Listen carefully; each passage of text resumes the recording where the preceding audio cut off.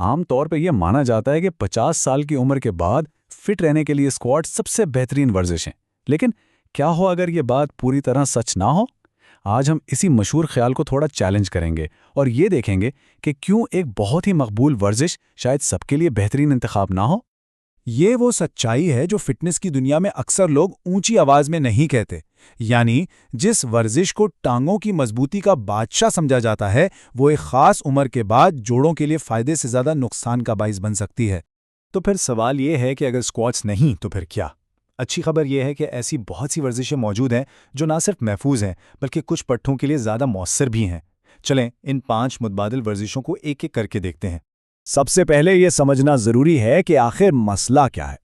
देखिए, उम्र के साथ साथ हमारे जोड़ों की साख्त और जिस्म की लचक में तब्दीली आती है। इसी वजह से स्क्वाट जैसी एक शानदार वर्जिश जो कभी ताकत का बेहतरीन जरिया थी, अब एक बोझ या लायबिलिटी बन सकती है। अब यहाँ जो चीज़ देखने वाली है वो है आम ख्याल और हकीकत के दरमियान का फ़र्क। एक तरफ तो सब मानते हैं कि स्क्वाट्स टांगों की ताकत के लिए बेहतरीन है, लेकिन दूसरी तरफ 50 साल के बाद की हकीकत यह है कि यही वर्जिश रीढ़ की हड्डी और घुटनों जैसे हसास हिस्सों पर बहुत ज़्यादा दबाव डाल सकती है, खासतौर पर जब लचक कम होने की वजह से इसकी सही फॉर्म को बरकरार रखना मुश्किल हो जाता है। तो फिर इसका हल क्या है? हल ये है कि एक मजबूत बुनियाद बनाई जाए, यानी ऐसी वर्जिशें की जाएं जो खास तौर पर उन पट्टों पर काम करें जिन पर स्क्वाट्स पूरी तरह तवज्जो नहीं दे पाते, और वो भी जोड़ों पर गैर जरूरी दबाव डाले बगैर। तो चलें अपनी बुनियाद की पहली 2 ईंटें रखते हैं। अच्छा, बहुत से लोग समझते हैं कि उन्हें ग्लूट ब्रिज करना आता है, लेकिन इसकी सही तकनीक अक्सर छूट जाती है। सबसे अहम कदम यह है कि हरकत शुरू करने से पहले ग्लूट्स को अच्छी तरह स्क्वेर लें।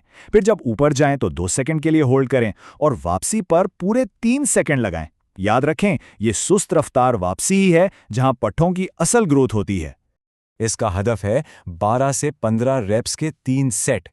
और हां, एक बहुत ज़रूरी बात याद रखने की है। जिस लम्हे आपकी कमर का निचला हिस्सा मुड़ने लगे, समझ जाएं कि ग्लूट्स थक गए हैं और अब सारा बोझ आपकी रीढ़ की हड्डी पर आ रहा है। जैसे ही ऐसा हो, फौरन रुक जाएं। चलें अब इसे एक लेवल और ऊपर लेकर जाते हैं। सिंगल लेग ग्लूट ब्रिज, जिसमें ताकत के अदम तवाज़ुन को खत्म करने के लिए एक बेहतरीन वर्जिश है। अक्सर ऐसा होता है कि जब हम दोनों टांगों से कोई काम करते हैं तो मजबूत वाली टांग ज्यादा काम कर जाती है। ये वर्जिश ऐसा होने से रोकती है। हर टांग से 10 रेप्स के 3 सेट करने हैं। अब ये इतना अहम क्यों है, जरा सोचें। चलना, सीढ़ियां चढ़ना या किसी चीज पर कदम रखना, ये सब एक टांग की हरकतें हैं। अगर एक साइड कमजोर है तो तवाज़ुन बिगड़ने और गिरने का खतरा बहुत बढ़ जाता है। ये वर्जिश हर टांग को अपनी ताकत खुद बनाने पर मजबूर करती है। और अगर कोई शक बाकी है तो ये स्लाइड देखें। तहकीक साफ बताती है कि ग्लूट ब्रिज स्क्वाट्स के मुकाबले में ग्लूट्स को तकरीबन 2 गुना ज्यादा मुतहर्रिक करता है। और सबसे अच्छी बात, रीढ़ की हड्डी पर बिल्कुल भी दबाव नहीं पड़ता। ये कोई मामूली फर्क नहीं है, ये एक बहुत बड़ा फायदा है। अगली 2 वर्जिशें सिर्फ जिम में अच्छा दिखने के लिए नहीं हैं, बल्कि ये रोजमर्रा की जिंदगी में चोटों से बचाने के लिए डिजाइन की गई हैं। ये वो हरकत हैं जो हमें हकीकी दुनिया के चैलेंजेस के लिए तैयार करती हैं। ये है रोमेनियन डेडलिफ्ट यानी RDL। याद रखें, ये स्क्वाट नहीं है, ये कूल्हे का झुकाव है। इसमें कूल्हों को नीचे की तरफ नहीं बल्कि पीछे की तरफ धकेला जाता है। ये बिल्कुल वही हरकत है जो हम फर्श से कोई चीज उठाते हुए करते हैं।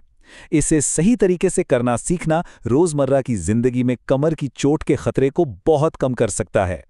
इसके 10 से 12 रेप्स के 3 सेट करने हैं। और सबसे अहम हिफाजती नुक्ता यह है, जिस लम्हे भी आपको लगे कि कमर गोल हो रही है, वर्जिश वहीं खत्म। इसका मतलब है कि बोझ पट्ठों से हटकर रीढ़ की हड्डी पर आ गया है, और हमें यह बिल्कुल नहीं चाहिए।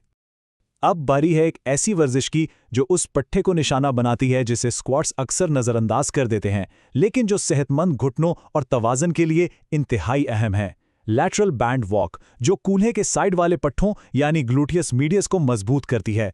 इसका राज ये है कि कदम बढ़ाते वक्त बैंड पर मुसलसल तनाव बरकरार रखा जाए। अच्छा, ये पट्टा इतना अहम क्यों है? क्योंकि जब ये कमजोर होता है तो कूल्हे को सहारा नहीं दे पाता, जिसकी वजह से चलते हुए घुटने अंदर की तरफ गिरते हैं। 50 साल से ज्यादा उम्र के लोगों में घुटनों के दर्द और तवाज़ुन के मसाइल की ये एक बहुत बड़ी वजह है। ये वर्जिश बराह रास्त इसी मसले को हल करती है। यहां तक साथ रहने का शुक्रिया, क्योंकि अब जो वर्जिश आने वाली है वो शायद इन सब में सबसे अहम है। ये एक ऐसी हरकत है जो तवील अरसे तक खुद इन्हिसारी और आज़ादी के लिए इंतहाई ज़रूरी समझी जाती है। इसका नाम है step up with knee drive. इसमें सबसे ज़रूरी बात यह है कि सारा काम अगली टांग से किया जाए, पिछले पांव से बिल्कुल भी धक्का नहीं लगाना है। ऊपर पहुंचकर 1 सेकंड के लिए रुककर बैलेंस करें और फिर 3 सेकंड लगाकर आहिस्ता आहिस्ता नीचे आएं। यही वो 1 सेकंड का वक्फा है जहां असल जादू होता है। इस 1 सेकंड के वक्फे के दौरान जो हो रहा है उसे कहते हैं न्यूरोमस्कुलर कंट्रोल। आसान लफ्ज़ों में ये दिमाग और पट्ठों के दरमियान तेज़ रफ्तार राब्ता है। यही वो सलाहियत है जो इस बात का फैसला करती है कि अगर कभी पैर फिसले तो जिस्म खुद को संभाल पाएगा या गिर जाएगा। हर टांग के लिए 10 रेप्स के 3 सेट। ये समझना बहुत ज़रूरी है कि ये सिर्फ पट्ठों को मजबूत नहीं कर रही, बल्कि ये बराह रास्त गिरने से बचने की ट्रेनिंग है। एक ऐसी सलाहियत है जो उम्र के साथ कम हो सकती है, लेकिन इस वर्जिश के जरिए इसे ना सिर्फ बरकरार रखा जा सकता है बल्कि बेहतर भी बनाया जा सकता है। तो हमने उन 5 ताकतवर मुतबादिल वर्जिशों को समझ लिया है। अब देखते हैं कि इन सब को मिलाकर एक मुकम्मल, महफूज और मुअस्सर ट्रेनिंग प्लान कैसे बनाया जा सकता है। ये रहा आपका मुकम्मल रूटीन। इस स्लाइड का स्क्रीनशॉट लिया जा सकता है ताकि ये याद रहे। हर वर्जिश के साथ उसकी किलीदी तवज्जो भी लिखी गई है, जैसे ग्लूट ब्रिज में आहिस्ता नीचे आना और स्टेप अप में 1 सेकंड का तवाजुन। यही छोटी छोटी तफसीलात बड़ा फर्क पैदा करती हैं। आखिर में कुछ अहम मसूल हमेशा याद रखने चाहिए। पट्ठों में थकावट एक अच्छी अलामत है, लेकिन जोड़ों में दर्द एक वार्निंग साइन है। इसे कभी नज़रअंदाज ना करें। मकसद सिर्फ सख्त मेहनत करना नहीं, बल्कि समझदारी से काम करना है। ये वर्जिशें जिस्म के कुदरती निज़ाम के साथ मिलकर काम करती हैं, इसके खिलाफ नहीं। तो हासिल कलाम ये है, बढ़ती उम्र के साथ मजबूत और खुद मुख्तार रहना किस्मत या जिनियात का खेल नहीं, ये एक फ़ैसला है। एक फ़ैसला जो आज करना है और फिर हर हफ्ते उस पर कायम रहना है। तो सवाल सिर्फ ये है कि आपका फ़ैसला क्या होगा।